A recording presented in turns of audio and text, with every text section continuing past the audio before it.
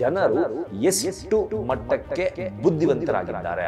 ಕರ್ನಾಟಕದಲ್ಲಿ ಕಳೆದ ಚುನಾವಣೆಯಲ್ಲಿ ಕಾಂಗ್ರೆಸ್ ಸರ್ಕಾರ ಒಂದಷ್ಟು ಗ್ಯಾರಂಟಿಗಳನ್ನ ಜನರಿಗೆ ಕೊಡುವ ಮೂಲಕ ರಾಜ್ಯದಲ್ಲಿ ಭರ್ಜರಿ ಬಹುಮತವನ್ನ ಪಡೆದುಕೊಳ್ಳುವ ಮೂಲಕ ಅಧಿಕಾರಕ್ಕೆ ಬಂತು. ಎನ್ಡಿಎ ಹಾಗೂ ಮಹಾಗಠಬಂಧನ್ ಈ ಎರಡೂ ಪಕ್ಷಗಳು ಸಹ, ಈ ಎರಡೂ ಒಕ್ಕೂಟಗಳು ಸಹ ಬಿಹಾರದ ಜನತೆಗೆ ದೊಡ್ಡ ಮಟ್ಟದಲ್ಲಿ ಗ್ಯಾರಂಟಿಗಳ ಆಶ್ವಾಸನೆಯನ್ನ ಕೊಟ್ಟಿದ್ವು. ಆದ್ರೆ ಯಾರು ಕೊಡ್ತಾ ಇರುವಂತಹ ಗ್ಯಾರಂಟಿಯನ್ನ ಕೊಡೋದಕ್ಕೆ ಸಾಧ್ಯ ಇದೆ, ಯಾರು ಕೊಡ್ತಾ ಇರುವಂತಹ ಗ್ಯಾರಂಟಿಯನ್ನ ಕೊಡೋದಕ್ಕೆ ಸಾಧ್ಯವಿಲ್ಲ, ಯಾವ ರೀತಿ ಜನರನ್ನ ಅಥವಾ ಮತದಾರರನ್ನ ಮಂಗ ಮಾಡ್ತಾ ಇದ್ದಾರೆ ಅನ್ನೋದನ್ನ ಅರಿತುಕೊಂಡು ಮತವನ್ನ ಚಲಾಯಿಸಿದ್ದಕ್ಕೇನೆ ಬಿಹಾರದಲ್ಲಿ ಎನ್ಡಿಎ ಮೈತ್ರಿಕೂಟ ಅಥವಾ ಮೋದಿ ಅಲೆ ಮತ್ತೊಮ್ಮೆ ವರ್ಕ್ ಆಗಿದೆ ಅಂತ ಹೇಳ್ಬೋದು.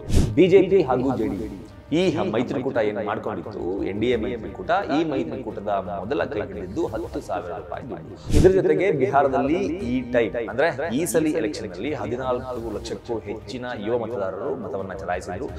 ವೋಟ್ ಹಾಕುವಂತಹ ಜನ ದಯವಿಟ್ಟು ಮೊದಲು ಕುಳಿತುಕೊಂಡು ಪ್ರಣಾಳಿಕೆಯಲ್ಲಿ ಕೊಡಲಾಗಿರುವಂತಹ ಗ್ಯಾರಂಟಿಗಳು ನಿಜವಾಗ್ಲೂ ಕೊಟ್ರೆ ಉದ್ಧಾರ ಆಗ್ತೀವ. ಹಾಯ್, ಎಲ್ರಿಗೂ ನಮಸ್ಕಾರ. ನೀವು ನೋಡ್ತಾ ಇದ್ದೀರಾ ಸ್ಪೀಡ್ ಪ್ಲಸ್ ಕರ್ನಾಟಕ. ನಾನು ನಿಮ್ಮ ಮಂಜು ಗೌಡ. ಗ್ಯಾರಂಟಿ ಈ ವರ್ಡು, ಇದೊಂದೇ ಒಂದು ಪದ ಭಾರತದ ರಾಜಕೀಯ ವ್ಯವಸ್ಥೆಯಲ್ಲಿ ಯಾವೆಲ್ಲ ರೀತಿಯ ಚೇಂಜಸ್ ಅನ್ನ ತಗೊಂಡ್ಬಂದಿದೆ ಅಂತ ನಾವು ನೋಡ್ಬೋದು.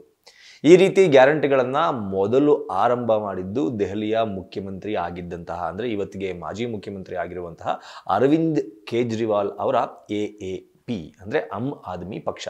ದೆಹಲಿಯಲ್ಲಿ ಮೊದಲು ಆರಂಭ ಆಯಿತು. ಯಾವಾಗ ಈ ಒಂದು ಗ್ಯಾರಂಟಿ ಯೋಜನೆಗಳನ್ನ ಚುನಾವಣೆಯ ಸಂದರ್ಭದಲ್ಲಿ ಜನರಿಗೆ ಕೊಡುವ ಮೂಲಕ ಒಂದಷ್ಟು ಮತಗಳನ್ನ ಪಡೆದುಕೊಳ್ಳುವ ನಿಟ್ಟಿನಲ್ಲಿ, ಒಂದಷ್ಟು ಅಂದ್ರೆ ಒಂದೆರಡು ರಾಜ್ಯಗಳಲ್ಲಿ ಅಧಿಕಾರವನ್ನ ಪಡೆದುಕೊಳ್ಳುವ ದೃಷ್ಟಿನಲ್ಲಿ ಸಕ್ಸಸ್ ಆದಂತಹ ಆಮ್ ಆದ್ಮಿ ಪಕ್ಷದ ಈ ಒಂದು ಗ್ಯಾರಂಟಿಗಳ ಮೇಲೆ ಕಣ್ಣು ಬಿದ್ದಿದ್ದು ಯಾರ್ದಪ್ಪ ಅಂತಂದ್ರೆ ಅದು ಕಾಂಗ್ರೆಸ್ ಪಕ್ಷದ್ದು. ಕಾಂಗ್ರೆಸ್ ಪಕ್ಷ ಈ ಗ್ಯಾರಂಟಿಗಳನ್ನ ಬೇರೆದ್ದೇ ಆಯಾಮಕ್ಕೆ ತೆಗೆದುಕೊಂಡು ಹೋಯಿತು. ಅಂದ್ರೆ ದೆಹಲಿಯಲ್ಲಿ ಮುಖ್ಯಮಂತ್ರಿ ಆಗಿದ್ದಂತಹ ಅರವಿಂದ್ ಕೇಜ್ರಿವಾಲ್ ಅವರು ಗ್ಯಾರಂಟಿಗಳನ್ನ ಘೋಷಣೆ ಮಾಡುವ ಮೂಲಕ, ಒಂದಷ್ಟು ಜನರಿಗೆ ಉಪಯೋಗ ಆಗುವಂತಹ ಕೆಲಸಗಳನ್ನ ಮಾಡುವ ಮೂಲಕ, ಸರ್ಕಾರದ ಬೊಕ್ಕಸಕ್ಕೆ ಯಾವುದೇ ರೀತಿಯ ಹೊರೆ ಆಗದಂತೆ ನೋಡಿಕೊಳ್ಳುವ ಮೂಲಕ ಒಂದಷ್ಟು ಗ್ಯಾರಂಟಿಗಳನ್ನ ಘೋಷಣೆ ಮಾಡಿದ್ರು. ಆದರೆ ಅದನ್ನ ನೆಕ್ಸ್ಟ್ ಎಕ್ಸ್ಟೆಂಡ್ಗೆ ತೆಗೆದುಕೊಂಡು ಹೋದಂತಹ ರಾಜ್ಯ ಯಾವುದಾದ್ರೂ ಇದ್ರೆ ಅದು ನಮ್ಮ ಕರ್ನಾಟಕ. ಕರ್ನಾಟಕದಲ್ಲಿ ಕಳೆದ ಚುನಾವಣೆಯಲ್ಲಿ ಕಾಂಗ್ರೆಸ್ ಸರ್ಕಾರ ಒಂದಷ್ಟು ಗ್ಯಾರಂಟಿಗಳನ್ನ ಜನರಿಗೆ ಕೊಡುವ ಮೂಲಕ ರಾಜ್ಯದಲ್ಲಿ ಭರ್ಜರಿ ಬಹುಮತವನ್ನ ಪಡೆದುಕೊಳ್ಳುವ ಮೂಲಕ ಅಧಿಕಾರಕ್ಕೆ ಬಂತು. ಆದರೆ ಈ ರೀತಿಯ ಒಂದು ಸ್ಮಾಲ್ ಐಡಿಯಾ ಆವತ್ತಿನ ಕಾಲಕ್ಕೆ, ಅಂದ್ರೆ ಕಳೆದ ಚುನಾವಣೆಯ ಕಾಲಕ್ಕೆ BJP ಅವರಿಗಾಗ್ಲಿ ಅಥವಾ JDSನವರಿಗಾಗ್ಲಿ ಕರ್ನಾಟಕದಲ್ಲಿ ಇದರ ಅರಿವು ಅಷ್ಟರ ಮಟ್ಟಕ್ಕೆ ಇರಲಿಲ್ಲ ಅಂತ ಅನ್ಸುತ್ತೆ. ಆದರೆ ಇದನ್ನ ಅರಿತುಕೊಂಡಂತಹ ಕಾಂಗ್ರೆಸ್ ಪಕ್ಷ ಪ್ರಚಾರವನ್ನ ಮಾಡುವ ಮೂಲಕ, ಕರ್ನಾಟಕದ ಜನತೆಗೆ 5 ಗ್ಯಾರಂಟಿಗಳನ್ನ ಕೊಡುವ ಮೂಲಕ, ಹೆಣ್ಣು ಮಕ್ಕಳ ಒಂದಷ್ಟು ಮತಗಳನ್ನ, ಯೂತ್ಸ್ನ ಒಂದಷ್ಟು ಮತಗಳನ್ನ ಹಾಗೂ ವಯಸ್ಕರ ಒಂದಷ್ಟು ಮತಗಳನ್ನ ಪಡೆದುಕೊಳ್ಳುವ ಮೂಲಕ ಇಡೀ ರಾಜ್ಯದಲ್ಲಿ ಭರ್ಜರಿ ಬಹುಮತದೊಂದಿಗೆ ಇವತ್ತಿಗೂ ಸಹ ಅಧಿಕಾರವನ್ನ ನಡೆಸ್ತಾ ಇದೆ.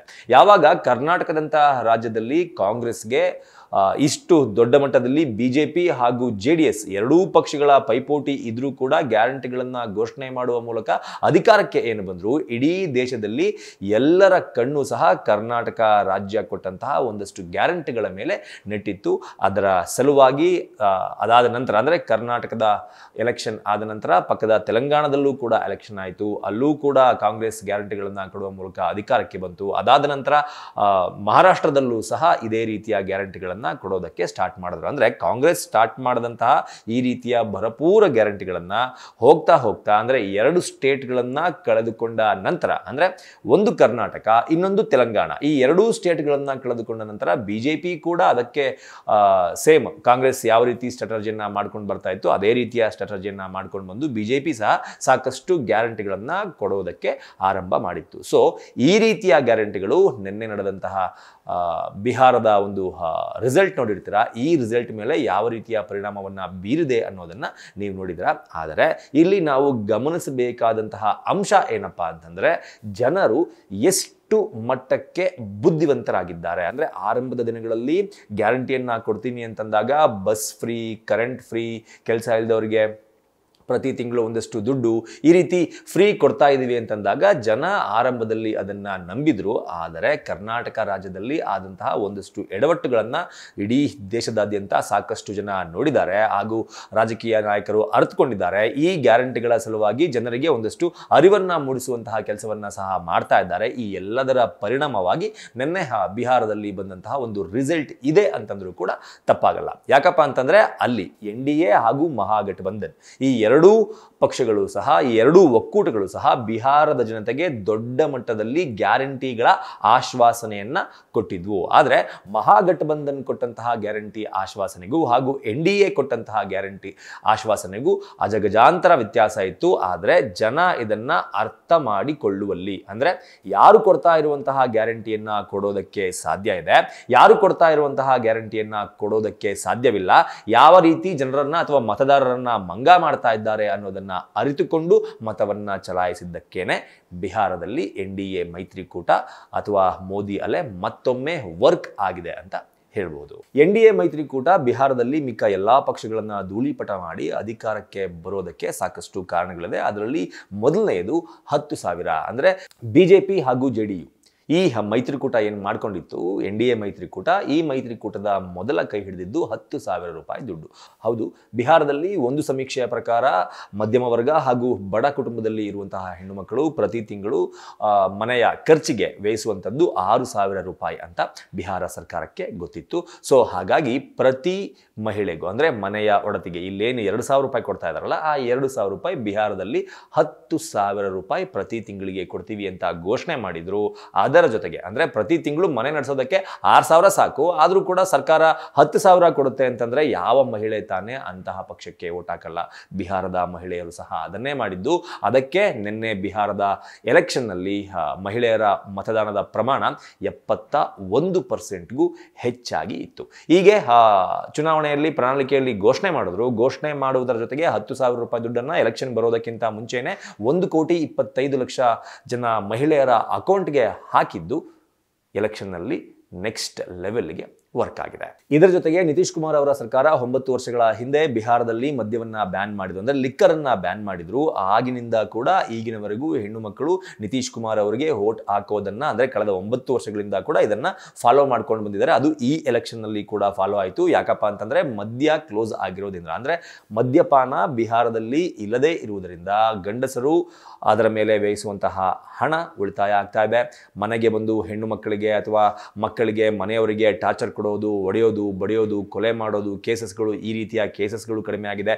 ಇದೆಲ್ಲದರ ಎಫೆಕ್ಟ್ ಹೆಣ್ಣು ಮಕ್ಕಳು ನಿತೀಶ್ ಕುಮಾರ್ ಅವರನ್ನ ಮತ್ತೊಮ್ಮೆ ಮುಖ್ಯಮಂತ್ರಿ ಆಗಬೇಕು ಅಂತ ವೋಟ್ ಹಾಕಿದ್ದು. ಇದರ ಜೊತೆಗೆ ಬಿಹಾರದಲ್ಲಿ ಈ ಟೈಮ್ ಅಂದ್ರೆ ಈ ಸಲ ಎಲೆಕ್ಷನ್ ನಲ್ಲಿ 14 ಲಕ್ಷಕ್ಕೂ ಹೆಚ್ಚಿನ ಯುವ ಮತದಾರರು ಮತವನ್ನ ಚಲಾಯಿಸಿದ್ರು. ಅದು ಬಿಜೆಪಿಗೆ ಹಾಗೂ ನಿತೀಶ್ ಕುಮಾರ್ ಮುಖ್ಯಮಂತ್ರಿ ಆಗಿದ್ದಂತಹ ನಿತೀಶ್ ಕುಮಾರ್ ಅವರಿಗೆ ಗೊತ್ತಿತ್ತು. ಹಾಗಾಗಿ ಜೀವಿಕಾ ದೀದಿಯರು ಅಂತ ಏನ್ ಕರೀತವೆ ಅಂದ್ರೆ ಇಲ್ಲಿ ಕರ್ನಾಟಕದಲ್ಲಿ ಅಂಗನವಾಡಿ ಕಾರ್ಯಕರ್ತರು ಅಂತ ಕರಿಬಹುದು, ಆಶಾ ಕಾರ್ಯಕರ್ತರು ಅಂತ ಕರಿಬಹುದು, ಅಲ್ಲಿ ಜೀವಿಕಾ ದೀದಿಯರು ಅಂತ ಕರೀತಾರೆ. ಇಂತಹ ಜೀವಿಕಾ ದೀದಿಯರನ್ನ ಬಳಸಿಕೊಂಡು ಯುವ ಮತದಾರರ ಮತಗಳು NDA ಮೈತ್ರಿಕೂಟಕ್ಕೆ ಬರುವ ಹಾಗೆ ಮಾಡುವಲ್ಲಿ ಸಕ್ಸಸ್ ಆಗಿದ್ದಕ್ಕೆ ನಿನ್ನೆ ಬಿಹಾರದಲ್ಲಿ NDA ಮೈತ್ರಿಕೂಟ ಗೆಲುವನ್ನ ಸಾಧಿಸೋದಕ್ಕೆ ಮತ್ತೊಂದು ಕಾರಣ ಆಗಿತ್ತು. ಇದರ ಜೊತೆಗೆ ಈ ಹಿಂದೆ ಏನು ಜಂಗಲ್ ರಾಜ್ ಅಂತ ಬಿಹಾರ ಹೆಸರನ್ನ ಪಡ್ಕೊಂಡಿತ್ತು, ಇಡೀ ದೇಶದಲ್ಲಿ ಅತಿ ಹೆಚ್ಚಿನ ಕ್ರೈಮ್ ರೇಟ್ ಇರೋದು ಬಿಹಾರ ಅಂತ ಏನು ಹೇಳಲಾಗ್ತಾ ಇತ್ತು, ಅದೆಲ್ಲವೂ ಕೂಡ ಈಗ ಬದಲಾಗಿದೆ. ಅದರ ಜೊತೆಗೆ RJD ಮುಖ್ಯಸ್ಥರಾಗಿರುವಂತಹ ಲಾಲೂ ಪ್ರಸಾದ್ ಯಾದವ್ ಅವರು ಈ ಹಿಂದೆ ಮೇವು ಹಗರಣದಲ್ಲಿ ಸಾವಿರಾರು ಕೋಟಿ ರೂಪಾಯಿ ದುಡ್ಡನ್ನ ಲೂಟಿ ಮಾಡಿದ್ದು ಎಲ್ರಿಗೂ ಕೂಡ ಗೊತ್ತಿರುವಂತಹ ವಿಚಾರ. ಅದಕ್ಕೆ ಸಂಬಂಧಪಟ್ಟಂತೆ ಸಾಕಷ್ಟು ದಿನಗಳ ಕಾಲ ಜೈಲಿನಲ್ಲಿ ಇದ್ದು ಬಂದದ್ದು ಸಹ ಎಲ್ರಿಗೂ ಕೂಡ ಗೊತ್ತಿರುವಂತಹ ವಿಚಾರ. ಈ ವಿಚಾರವನ್ನು ಸಹ NDA ಮೈತ್ರಿಕೂಟ ಈ ಎಲೆಕ್ಷನ್ ನಲ್ಲಿ ಪರ್ಫೆಕ್ಟ್ ಆಗಿ ಬಳಸಿಕೊಂಡಿದ್ದ ಕಾರಣಕ್ಕೆ ನಿನ್ನೆ ನಡೆದ ಚುನಾವಣೆಯಲ್ಲಿ ಬಿಹಾರದ ಜನ NDA ಮೈತ್ರಿಕೂಟಕ್ಕೆ ಜೈ ಅಂದಿದ್ದಾರೆ. ಇದಿಷ್ಟು NDA ಮೈತ್ರಿಕೂಟ ಅಥವಾ ಬಿಜೆಪಿ ಅಥವಾ JDU ಕೊಟ್ಟಂತಹ ಗ್ಯಾರಂಟಿಗಳಾಗಿರ್ಬೋದು. ಆದರೆ ಇವರ ಮುಂದೆ ಕಾಂಗ್ರೆಸ್ ಹಾಗೂ ಅಥವಾ ಕಾಂಗ್ರೆಸ್ನ ಜೊತೆ ಸೇರ್ಕೊಂಡಿದ್ದಂತಹ ಮಹಾಗಠಬಂಧನ್ನ ಏನು ಮಿತ್ರ ಪಕ್ಷಗಳಿದ್ವು, ಈ ಮಿತ್ರ ಪಕ್ಷಗಳು ಎಲ್ಲವೂ ಸೇರಿ ಇನ್ನೂ ಒಂದಷ್ಟು ಭಯಂಕರ ಗ್ಯಾರಂಟಿಗಳನ್ನು ಕೊಟ್ಟಿದ್ವು. ಆ ಗ್ಯಾರಂಟಿಗಳನ್ನು ಕೇಳಿದವರು ಯಾರಾದರೂ ಸರಿ ಇದಕ್ಕಿಂತ ಅಂದರೆ NDA ಮೈತ್ರಿಕೂಟಕ್ಕಿಂತ ಮಹಾಗಠಬಂಧನ್ ಮೈತ್ರಿಕೂಟ ಕೊಡ್ತಾ ಇರುವಂತಹ ಗ್ಯಾರಂಟಿಗಳೇ ಅದ್ಭುತವಾಗಿದೆ, ಎಲ್ಲರೂ ಕೂಡ ಇವರಿಗೆ ಓಟ್ ಹಾಕೋಣ ಅಂತ ಓಟ್ ಹಾಕಬೇಕಾಗಿತ್ತು, ಆದರೂ ಕೂಡ ಹಾಕಿಲ್ಲ. ಮೊದಲು ಆ ಗ್ಯಾರಂಟಿಗಳು ಯಾವುದು ಅನ್ನೋದನ್ನು ನಾನು ನಿಮ್ಗೆ ಹೇಳ್ಬಿಡ್ತೀನಿ. ವಿಪಕ್ಷಗಳು ಅಂದರೆ ಮಹಾಗಠಬಂಧನದ ಮೈತ್ರಿಕೂಟದ ಪಕ್ಷಗಳು ಕೊಟ್ಟಂತಹ ಗ್ಯಾರಂಟಿ ಏನಪ್ಪಾ ಅಂತಂದರೆ ಅಧಿಕಾರಕ್ಕೆ ಬಂದ 20 ದಿನದ ಒಳಗೆ ಪ್ರತಿ ಮನೆಗೂ ಒಂದು ಸರ್ಕಾರಿ ನೌಕರಿಯನ್ನು ಕೊಡ್ತೀವಿ ಅಂತ ಪ್ರಣಾಳಿಕೆಯಲ್ಲಿ ಘೋಷಣೆ ಮಾಡಿದರು. ಇದು ಎಲ್ಲರಿಗೂ ಕೂಡ ಗೊತ್ತಿತ್ತು. ಬಿಹಾರದಲ್ಲಿ ಇರುವ ಪ್ರತಿ ಮನೆಗೂ ಸರ್ಕಾರಿ ನೌಕರಿಯನ್ನು ಕೊಡೋದು ಕಷ್ಟ ಸಾಧ್ಯ, ಇವರು ಸುಳ್ಳು ಹೇಳ್ತಾ ಇದ್ದಾರೆ ಅನ್ನೋದು ಗೊತ್ತಿತ್ತು. ಹಾಗಾಗಿ ಆ ಗ್ಯಾರಂಟಿ ಕಡೆಗೆ ಜನ ಮನಸ್ಸನ್ನು ಮಾಡಲಿಲ್ಲ. ಆ ಗ್ಯಾರಂಟಿ ಕೊಟ್ಟದ್ದು ಫೇಲ್ಯೂರ್ ಆಯಿತು. ಪ್ರತಿ ಮಹಿಳೆಯರಿಗೂ ಮಾಸಿಕ 2,500 ರೂಪಾಯಿ ದುಡ್ಡನ್ನು ಕೊಡ್ತೀವಿ ಅಂತ ಹೇಳಿದರು. ಅದರ ಜೊತೆಗೆ ಪ್ರತಿ ಸಿಲಿಂಡರ್ಗೆ 500 ರೂಪಾಯಿ ಬೆಲೆಯಲ್ಲಿ ಸಿಲಿಂಡರ್ ಸಿಗುತ್ತೆ ಅಂತ ಹೇಳಿದರು. ಅದರ ಜೊತೆಗೆ 200 ಯೂನಿಟ್ಗಿಂತ ಹೆಚ್ಚಿನ ಕರೆಂಟನ್ನು ಪ್ರತಿ ತಿಂಗಳು ಫ್ರೀಯಾಗಿ ಕೊಡ್ತೀವಿ ಅಂತ ಹೇಳಿದರು.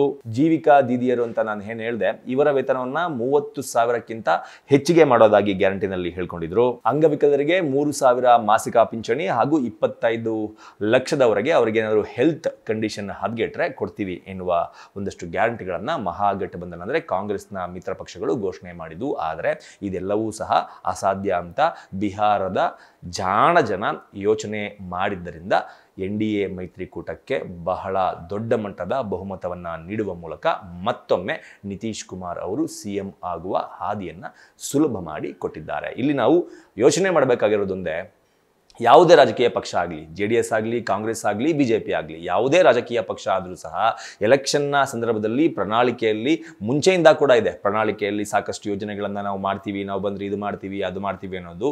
ಜನ ವೋಟ್ ಹಾಕುವಂತಹ ಜನ ದಯವಿಟ್ಟು ಮೊದಲು ಕುಳಿತುಕೊಂಡು ಪ್ರಣಾಳಿಕೆಯಲ್ಲಿ ಕೊಡಲಾಗಿರುವಂತಹ ಗ್ಯಾರಂಟಿಗಳು ನಿಜವಾಗ್ಲೂ ಕೊಟ್ಟರೆ ಉದ್ಧಾರ ಆಗ್ತೀವಾ? ರಾಜ್ಯ ಉದ್ಧಾರ ಆಗುತ್ತಾ? ದೇಶ ಉದ್ಧಾರ ಆಗುತ್ತಾ? ಇವ್ರು ನಿಜ ಹೇಳ್ತಿದಾರಾ? ಇವ್ರು ಹೇಳಿದಷ್ಟು ಕೊಡೋದಕ್ಕೆ ಸೋರ್ಸಸ್ ನಮ್ಮ ಬಳಿ ಇದೆಯಾ ಅನ್ನೋದನ್ನು ಯೋಚನೆ ಮಾಡಿ ಮತ ಚಲಾಯಿಸಿದಾಗ ಬಿಹಾರದಲ್ಲಿ ಬಂದಂತಹ ರಿಸಲ್ಟ್ ಬರುತ್ತೆ ಅಂತ ನನಗನ್ಸುತ್ತೆ. ನಿಮ್ಗೇನಿಸುತ್ತೆ ಅನ್ನೋದನ್ನು ಕಮೆಂಟ್ ಬಾಕ್ಸ್ ಮೂಲಕ ತಿಳಿಸಿ ಅಂತ ಕೇಳ್ಕೊತಾ ಈ ವಿಡಿಯೋನ ಮುಗಿಸ್ತಾ ಇದ್ದೀನಿ. ನಮಸ್ಕಾರ.